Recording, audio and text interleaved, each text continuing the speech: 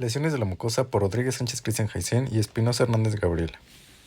Empecemos hablando por las lesiones epiteliales benignas. Primero, ¿qué es el papiloma plano? El papiloma plano se refiere a la reducción del espesor normal del epitelio. Este papiloma es común que ocurra por asociación a alteraciones nutricionales, metabólicas y endocrinológicas. Además, existen causas de índole infecciosa como la candidiasis y asociadas a difusiones inmunoinflamatorias como el líquen plano. Queratoacantosis. Se trata de la proliferación epitelial benigna endofítica que tiene forma de cráter bien circunscrito lleno de queratina. Aparece en la piel expuesta al sol, aunque la mayoría de las lesiones aparecen en la piel pilosa, como pueden ser las mejillas, la nariz, los párpados y las orejas. También se pueden presentar en el labio inferior. La mayoría de estos se desarrollan con rapidez a lo largo de un periodo de 1 a 2 meses y se presentan como nódulos en forma de botón nítidamente circunscritos, que tienen un tapón central de queratina o un cráter lleno de queratina. Su aspecto clínico, su rápido crecimiento y su aspecto histológico sugieren en conjunto que se trata de un carcinoma epidermoide. Histopatológicamente podemos observar un tapón central de queratina rodeado por un contrafuerte en forma de copa, nítidamente delimitado de epidermis normal. Epitelio que muestra un patrón de crecimiento pseudocarcinomatoso en lugar de un verdadero patrón de crecimiento carcinomatoso. Epitelio formado por células espinosas bien diferenciadas con abundante citoplasma y mínimo pleoformismo nuclear, escasas figuras mitóticas y ausencia de figuras mitóticas anormales, lo cual hace que podamos diferenciar y saber que es una lesión benigna.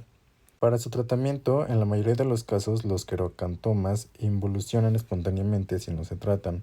Las lesiones se tratan mediante cirugía antes de que alcancen un tamaño máximo como de 2 a 2 centímetros. Además, las lesiones no tratadas que remiten por sí mismas suelen dejar una cicatriz deprimida, lo cual puede ser inaceptable desde el punto de vista estético. La extirpación quirúrgica de la lesión se considera el tratamiento de elección porque este procedimiento es simultáneamente curativo, además que es estéticamente aceptable y puede proporcionar una buena pieza de tejido para confirmar el diagnóstico al microscopio. Lesiones pigmentadas benignas. Estas las podemos dividir en manchas melánicas, melanosis del fumador, nevos, nevo intramucoso, nevo de la unión, nevo de compuesto y nevo azul. Hablaremos primero sobre las lesiones pigmentadas benignas. En la cavidad oral se puede observar una amplia gama de lesiones pigmentadas. Las lesiones descritas en esta sección son benignas y su pigmentación se debe en gran parte a la producción y depósito extracelular de melanina. Según la cantidad y la distribución de la melanina presente en la piel o mucosa, el color de la lesión oscilará entre matices marrón, gris, negro y azul oscuro. Las diferencias de coloración de las lesiones pigmentadas tienen las siguientes explicaciones. Número 1, que las lesiones en que la melanina confinada a las células basales tiene un aspecto de color marrón. 2. Las lesiones que incluyen melanina en la queratina y el estrato de células espinosas son negras. Y 3. Las lesiones que presentan melanina en el tejido conjuntivo tienen un color azul. Ahora hablemos de las manchas melánicas. Estas son pequeñas áreas de color marrón debido a la producción de gránulos de melanina, pero no del número de melanocitos. La mancha melánica labial es una lesión asintomática que es pequeña, es plana y tiene un color marrón a marrón negruzco, que se encuentra principalmente sobre el borde del bermellón del labio inferior. Las lesiones pueden aparecer en pacientes de cualquier edad y suelen ser solitarias, pero a veces pueden llegar a ser múltiples. La mayoría de las máculas miden menos de 5 milímetros de diámetro y tienden a presentarse cerca de la línea media del labio. La mancha melánica oral coincide con la mancha melánica labial, excepto en su presentación dentro de los límites de la cavidad oral. La mayoría de las manchas melánicas orales son menores de 1 centímetro de diámetro y se presentan sobre la encía, también en la mucosa del garrillo y en el paladar blando. Los rasgos histológicos de las manchas melánicas labial y oral son idénticos, o sea, se caracterizan por un aumento de la cantidad de gránulos de melanina en la capa de células basales, aunque muchas manchas melánicas surgen lentamente a lo largo del tiempo. Algunas se desarrollan con relativa rapidez. Puesto que es posible que la simple exploración clínica no permita un diagnóstico preciso, Las manchas melánicas que aparecen en un periodo corto deberían ser extirpadas para establecer su diagnóstico y excluir la posibilidad de un melanoma. Melanosis del fumador. Son pigmentaciones maculares del tejido oral, parduzcas y de forma irregular, asociadas a tabaquismo prolongado. El aumento de pigmentación parece estar relacionado con un componente del humo de tabaco que estimula el aumento de la producción de melanina. Es frecuente en un grado leve de melanosis del fumador en hombres y mujeres fumadoras, que puede ser difícil de detectar clínicamente, en especial en personas que presentan una pigmentación fisiológica normal importante, puesto que se sabe que algunas hormonas femeninas intensifican la pigmentación melánica. En las mujeres fumadoras que consumen anticonceptivos orales puede presentarse una pigmentación más intensa de las mucosas. La melanosis del fumador suele estar más visible en la parte anterior de la encía labial. Otras localizaciones intraorales comúnmente afectadas son la mucosa del carrillo, el suelo de la boca y el paladar blando. Se ha señalado que la melanosis del fumador que aparece en el paladar blando debería considerarse con mayor atención, porque a veces se ha asociado con enfermedades relacionadas con el tabaquismo, como enfisema y carcinoma broncógeno. El tratamiento más eficaz de la melanosis del fumador es dejar de fumar. Esto conducirá en general a la desaparición de la pigmentación en pocos meses, pero si la pigmentación persiste después de un periodo de abstinencia del tabaco, es aconsejable una biopsia para valorar la lesión. El nevo es una lesión congénita de la piel o las mucosas benigna, exofítica y que habitualmente es pigmentada, constituida por acúmulos focales de melanocitos redondeados. La mayoría de los nevos se presentan en la piel, pero a veces aparecen en las mucosas, incluida la cavidad oral. Aunque los nevos intraorales pueden presentarse en varios sitios, la mayoría se encuentran en el paladar duro o en la encía. Los nevos suelen ser lesiones pigmentadas. Nevo intramucoso. El nevo intramucoso de la cavidad oral se presenta como una pápula ligeramente elevada o una mácula plana en el paladar duro o encía. Es asintomático, pigmentado y su color varía de marrón a negro. La lesión crece muy lentamente y por lo general mide menos de 1 centímetro de diámetro. Histopatológicamente, el nevo intramucoso se caracteriza por nidos y o cordones de células nérvicas confinadas al tejido conjuntivo. La morfología de las células en el nevo intradérmico es variable e incluye los tipos epitelioide, linfocítico, fusiforme y multinucleado. La cantidad y la distribución de la melanina es variable. Algunas lesiones tienen cantidades escasas y no suelen observarse figuras mitóticas. Un rasgo típico del nevo intramucoso es la presencia de una zona de tejido conjuntivo fibroso, exenta de células névicas, que separa las tecas de células névicas del epitelio suprayacente.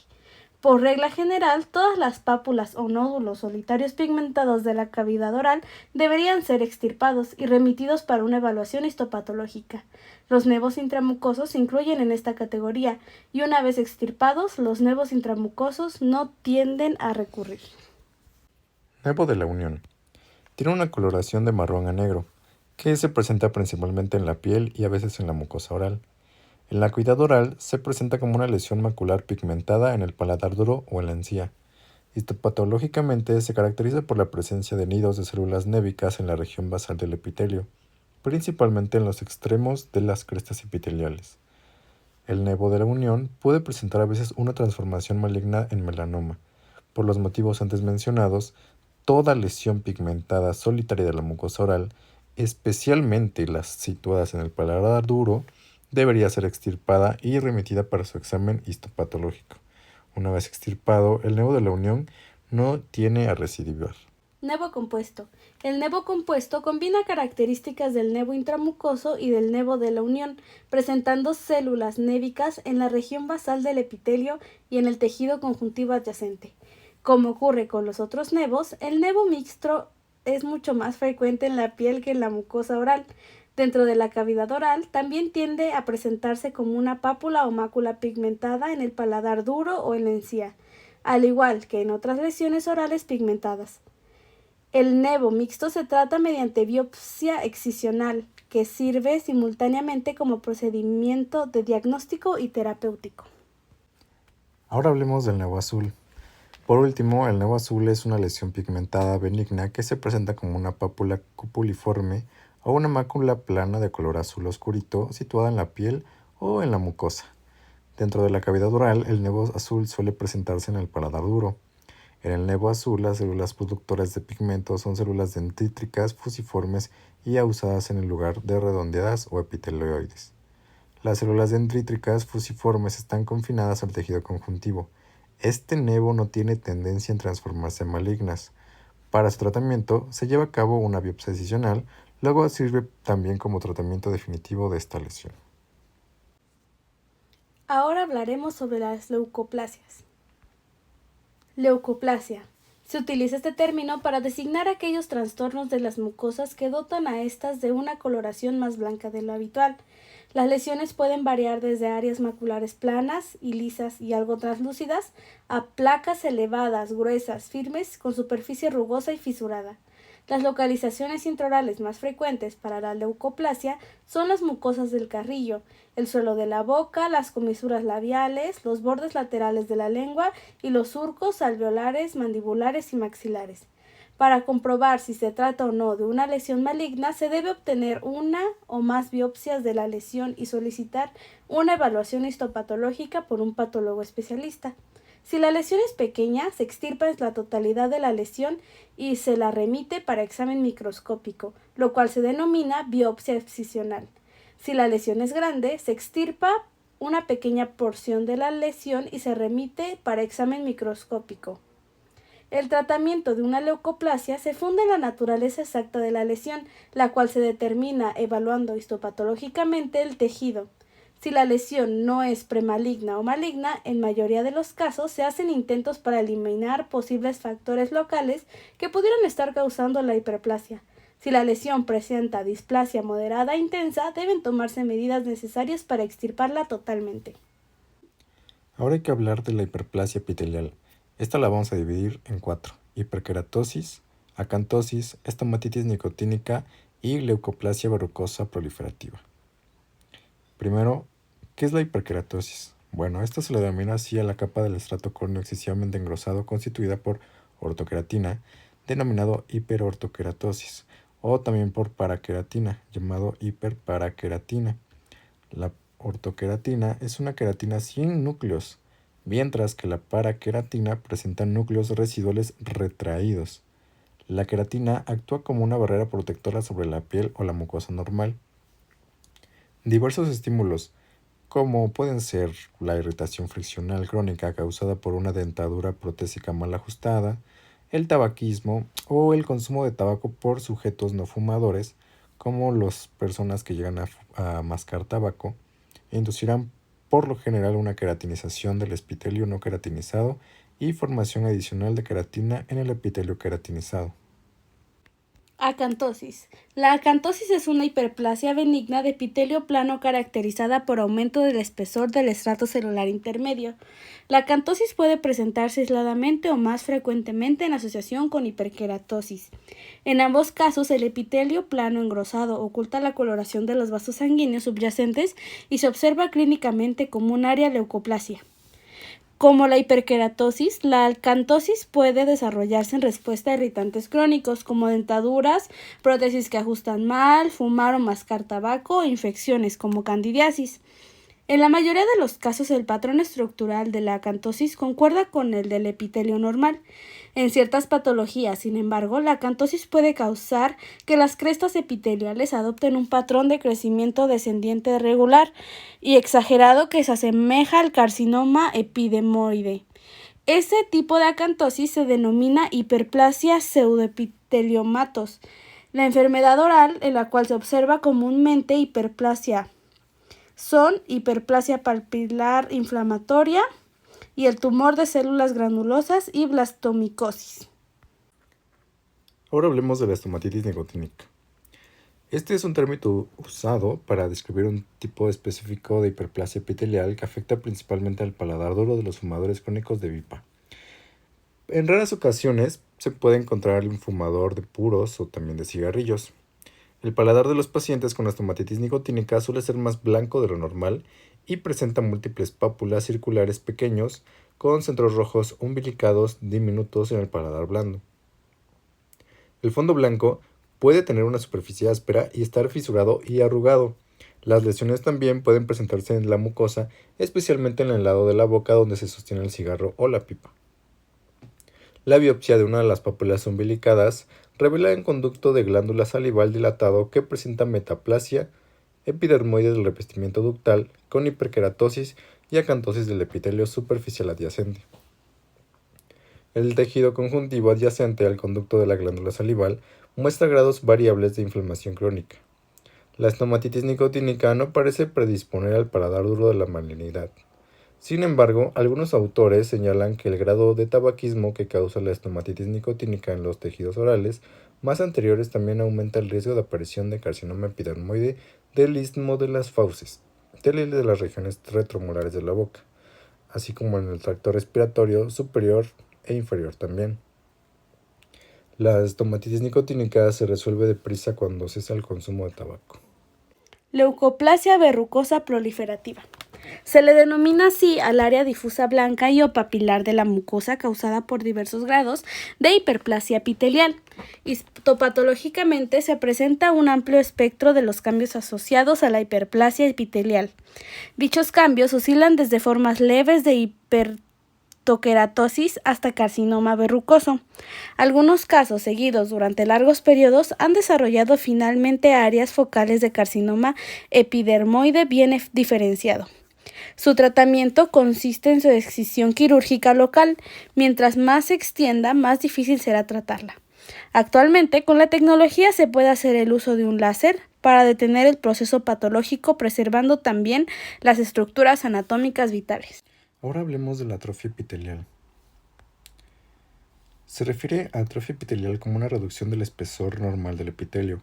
El adelgazamiento o atrofia epitelial es común que ocurra por asociación a alteraciones nutricionales, metabólicas y endocrinológicas. En estos casos, el metabolismo celular se ve afectado y los estratos epiteliales son formados por cuerdas celulares menores. La vascularidad normal o aumentada será consecuentemente más sostenible, ofreciendo áreas de coloración más intensa.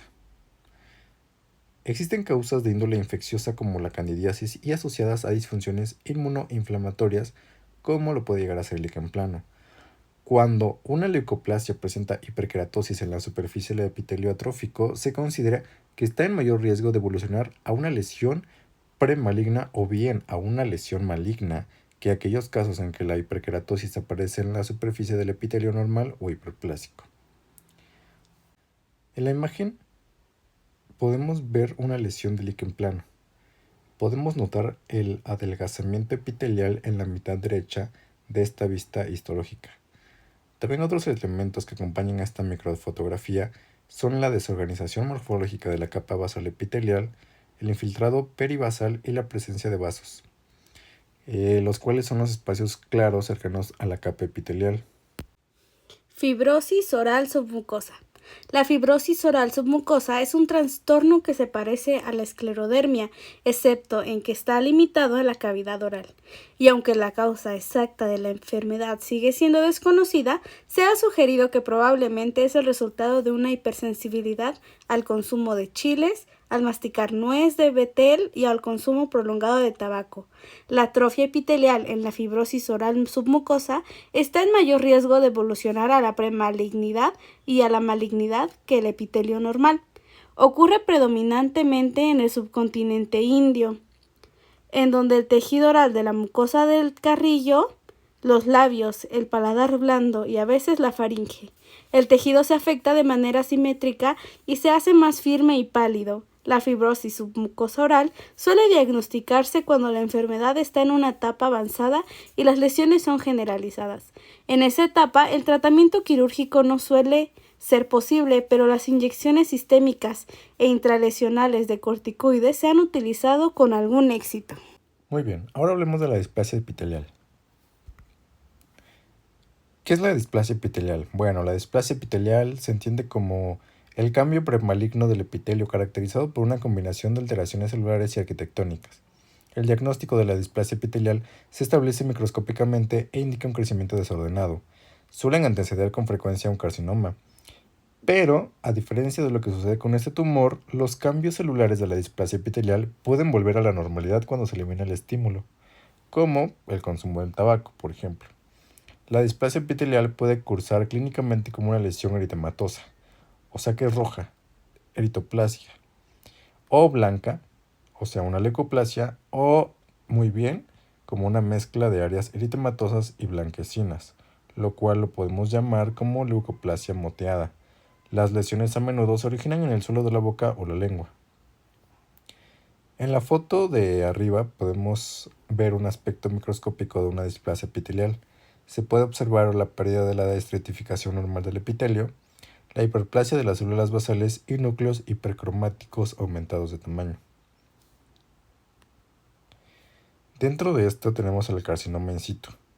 Se entiende como carcinoma in situ como el estadio más grave de la displasia epitelial que afecta a todo el espesor del epitelio, pero permaneciendo intacta la membrana basal epitelial. En este carcinoma la membrana basal epitelial permanece intacta y no ha tenido lugar una invasión del tejido conjuntivo. Cuando las células epiteliales displásicas rompen la membrana basal y se extienden hacia el tejido conjuntivo, haciendo posible que se produzcan metástasis a distancias, el carcinoma in situ se convierte en un carcinoma epidermoide. Eritoplasia. La eritoplasia se entiende como la placa roja de la mucosa oral causada frecuentemente por displasia epitelial, carcinoma in situ o carcinoma epidermoide. La eritoplasia de la boca suele ser una lesión asintomática que aparece principalmente en hombres mayores que fuman cigarrillos y pueden encontrarse en el suelo de la boca, superficie lateral y ventral de la lengua, paladar blanco y mucosa del carrillo.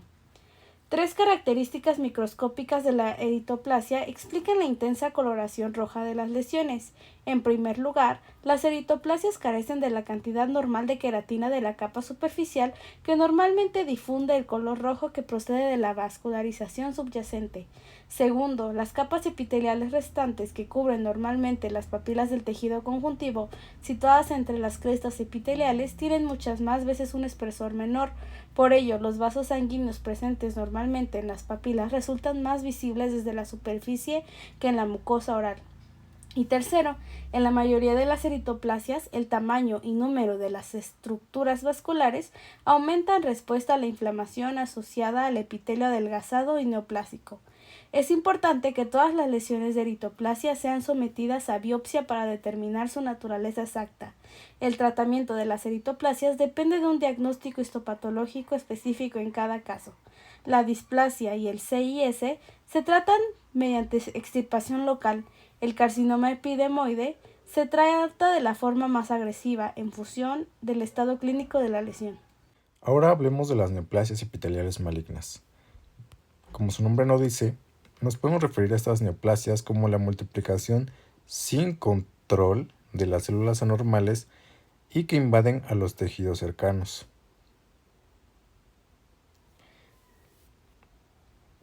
Como su nombre lo indica, estas neoplasias son malignas, o sea que hacen daño al individuo que lo porta. Carcinoma epidermoide. El carcinoma epidermoide, denominado a veces carcinoma de células planas, se define como una neoplasia maligna derivada del epitelio plano que puede producir proliferación destructiva local o metástasis a distancia. Cuando los números hablan de la estadística, nos arrojan los siguientes datos. Los procesos malignos orales representan un 3% de los cánceres diagnosticados en hombres y el 12% en mujeres. La tasa de supervivencia global de los pacientes con procesos malignos orales es del 50%. Estos son responsables del 2% de los fallecimientos anuales en hombres y el 1% en mujeres. El carcinoma epidermoide es con mucho la neoplasia maligna más frecuente de la cavidad oral, representando alrededor del 90% del total de cánceres orales. Y aunque se presenta en diversas localizaciones orales, el más frecuente es en el labio inferior, en los bordes laterales de la lengua y en el suelo de la boca. La incidencia del carcinoma epidermoide aumenta con la edad. La mayoría de los casos se presenta después de los 40 años. Para entender qué es el carcinoma epidermoide, primero hay que entender los factores carcinogénicos. Por ejemplo, el tabaco. Este es el factor más importante asociado con la transformación de las células epiteliales normales de la mucosa en carcinoma epidermoide. La asociación entre tabaco y cáncer resulta aún más evidente entre los pacientes tratados por carcinoma de células planas oral. Los datos de investigación indican que del 30 al 37% más o menos de los pacientes que siguen fumando después del tratamiento desarrollan una leve lesión en otro punto de la orofaringe, mientras que solamente el 3 al 13% de los que dejaron de fumar desarrollan nuevas lesiones. También tenemos la radiación actínica. Para las personas de piel clara que no suelen broncearse y que están sometidas a una exposición ocupacional o recreativa prolongada a la luz solar directa, corren mayor riesgo de desarrollar un carcinoma epidermoide del labio inferior. El tratamiento del tejido alterado antes de la aparición de la malignidad suele consistir en la extirpación quirúrgica superficial del tejido dañado. Cuando la biopsia revela la presencia de invasión, la resección quirúrgica en cuña suele ser suficiente si no se han producido metástasis. Las infecciones, como bacterias, hongos, han sido considerados factores predisponentes para el carcinoma de células planas orales. Se pueden asociar diversos genotipos del virus del papiloma humano con el carcinoma epidermoide anogenital. También podemos encontrar a la inmunosupresión. El síndrome de inmunodeficiencia adquirida, o conocido también como SIDA, predispone a personas relativamente jóvenes a varios procesos malignos orales y también extraorales. El carcinoma intraoral de células planas está entre las diversas lesiones malignas que se presenta a una edad mucho más joven de la normal para esta entidad y en ausencia de los factores asociados usuales. El sarcoma de Kaposi y el linfoma de la localización oral, que en los pacientes con SIDA aparecen a edad más temprana, son mucho más frecuentes que el carcinoma epidermoide. También podemos hallar que las deficiencias nutricionales, por ejemplo con pacientes que presentan anemia crónica por deficiencia de hierro, como también los que tienen el síndrome de Plummer-Pinson, desarrollan una atrofia de la mucosa gastrointestinal incluida los de la cavidad oral y tienen una susceptibilidad más alta a carcinomas del esófago y de la boca. Pero pues no se ha establecido una relación causal directa entre los bajos niveles séricos de hierro u otras deficiencias de minerales con la aparición del cáncer. Obviamente las enfermedades orales persistentes es un factor carcinogénico. La fibrosis oral submucosa predispone a la mucosa oral al desarrollo de la carcinoma epidermoide. Aunque existe algún indicio de que las formas crónicas del líquen plano oral también predisponen a la mucosa oral al desarrollo de un carcinoma epidermoide, este aspecto aún está siendo debatido. Y por último, los cofactores. Aunque pues no son considerados como causas directas, se ha implicado varios cofactores, como lo pueden llegar a ser el consumo del alcohol y la irritación crónica causada por dentaduras protésicas mal ajustadas, en la progresión del carcinoma oral de células planas. No se dispone de pruebas sobre un efecto local directo del alcohol ingerido porque la mayoría de los bebedores crónicos son también fumadores. Entonces, la mayoría de las investigaciones se cree que el efecto del alcohol en la inducción de cáncer oral puede llegar a ser indirecto y tal vez consecuencia de la lesión hepática o pues la cirrosis y de una capacidad para detoxificar los componentes de la sangre. La asociación entre cirrosis hepática y carcinoma epidermoide del suelo de la boca y la lengua es especialmente alta cuando se combinan una ingestión importante de alcohol y tabaquismo intenso. Se piensa que existe un efecto sinérgico aumentando considerablemente la incidencia del carcinoma orofaríngeo. Localización e incidencia. Labio inferior. El carcinoma epidermoide del labio inferior representa el 30 al 40% del total de carcinomas orales. Es mucho más frecuente en hombres que en mujeres, presentándose más comúnmente en pacientes que están en las décadas quinta a octava. En casi todos los casos, las lesiones van precedidas por periodos prolongados de quelitis actínica, seguidos por un intervalo de ulceración y formación de costras recidivantes.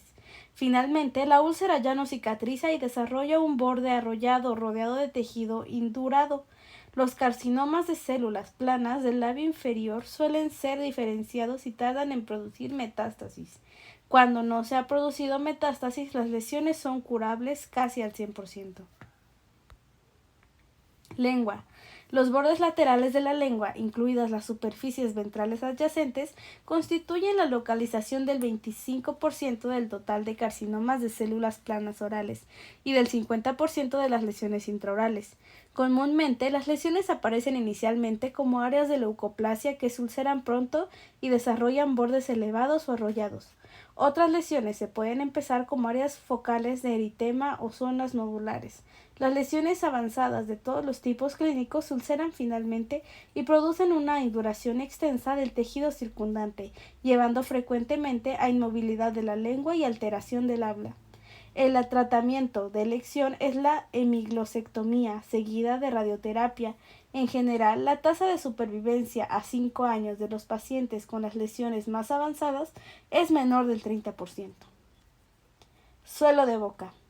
El suelo de la boca constituye la localización de alrededor de un 20% del total de carcinomas orales y la tercera localización más frecuente del total de carcinomas de células planas intraorales. Los pacientes suelen tener antecedentes de tabaquismo prolongado y o etilismo importante. El aspecto clínico de las lesiones tempranas o iniciales del suelo de la boca empieza por lo general como un área de eritoplasia y eritoplasia moteada, que evoluciona gradualmente a una ulceración central de forma irregular. Cuando las lesiones avanzan, el área se convierte en nodular e indura e invade los tejidos más profundos. Su tratamiento es quirúrgico e incluye a menudo los ganglios linfáticos adyacentes seguidos de radioterapia. Paladar blando.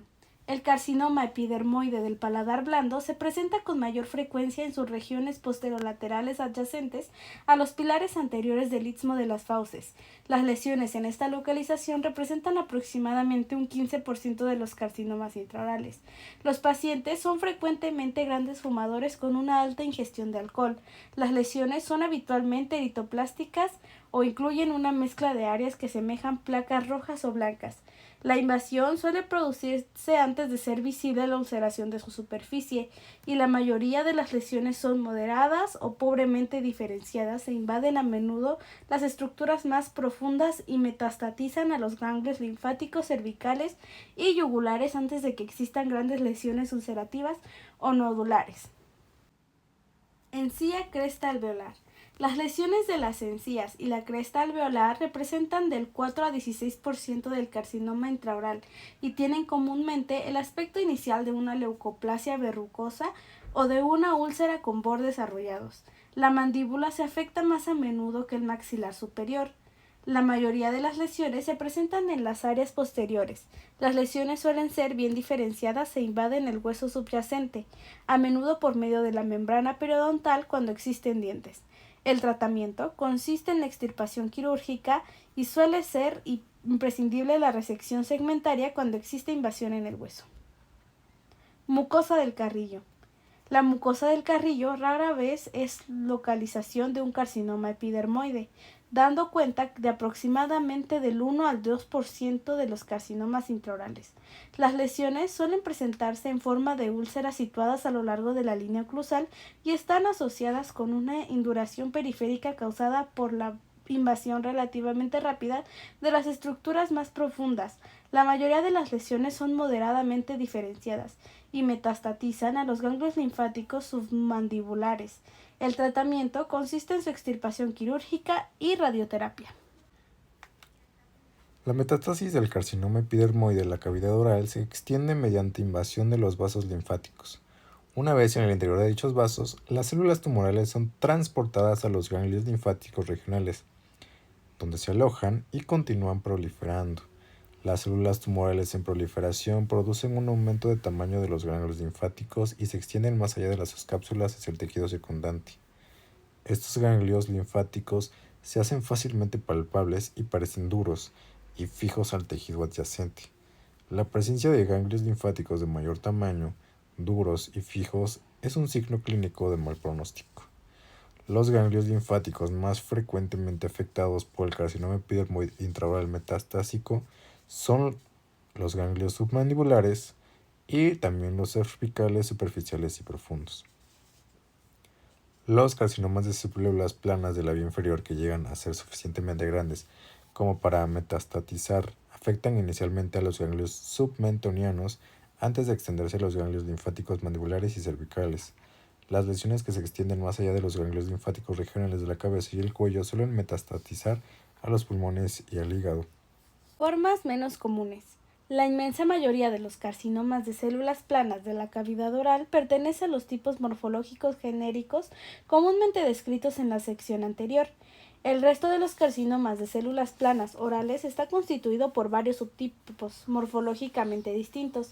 Los subtipos más frecuentes son el carcinoma verrucoso, el carcinoma de células fusiformes y el carcinoma nasofaríngeo. En muy raras ocasiones se han identificado otros 3 subtipos y se expondrán brevemente. Son el carcinoma adenoide de células escamosas, el carcinoma adenoepidermoide y el carcinoma escamoso basaloide. Ahora hablemos del melanoma. Se entiende como melanoma una neoplasia maligna de melanocitos que aparecen en la piel y en las mucosas, con crecimiento inicial radial y superficial antes de extenderse a los tejidos subyacentes y metastatizar. Los melanomas también se presentan en las mucosas, incluida también la mucosa oral.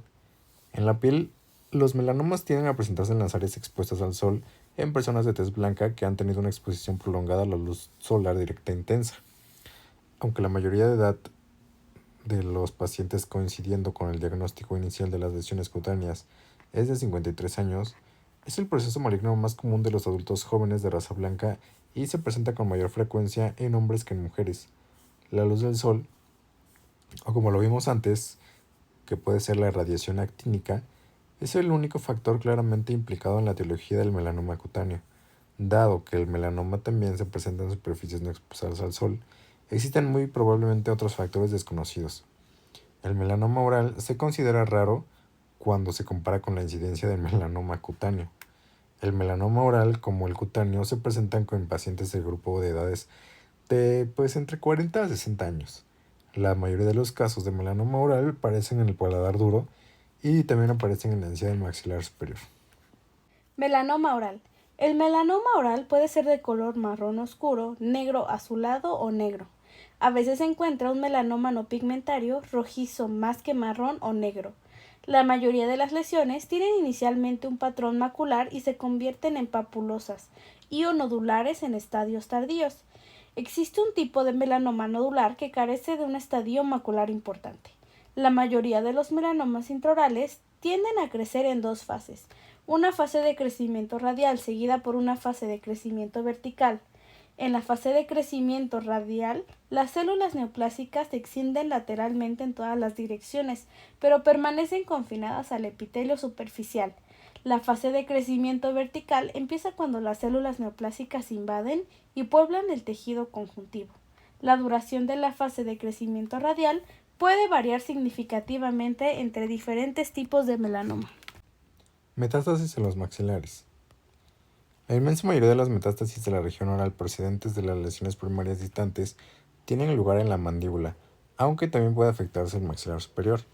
La vía de extensión metastásica de las células tumorales que alcanzan la mandíbula desde un sitio primario distante, por ejemplo, el riñón, se han atribuido habitualmente al plexo venoso paravertebral. El aspecto radiológico de la mandíbula en el punto de aparición de un tumor metastásico puede oscilar desde una radiotransparencia mal definida hasta una radiopacidad mal definida o puede tener el aspecto de una lesión mixta radiotransparente radiopaca. El aspecto microscópico de estas lesiones puede sugerir el origen metastásico porque las células se presentarán a menudo en forma de cúmulos de varios tamaños separado por el tejido local normal o por el tejido conjuntivo fibroso. La mayoría de los tumores que metastasizan en los maxilares son adenocarcinomas. El sitio de origen de los tumores primarios más comunes y la frecuencia relativa aproximada de metástasis hacia los maxilares son los siguientes. Primero el de mama con 30%, seguido por el del pulmón con 20%, después el de riñón con 15%, en cuarto lugar el tiroides con el 5%, próstata, colon, estómago y melanoma cutáneo también con 5%. Y pues esto sería todo. Muchísimas gracias y hasta la próxima.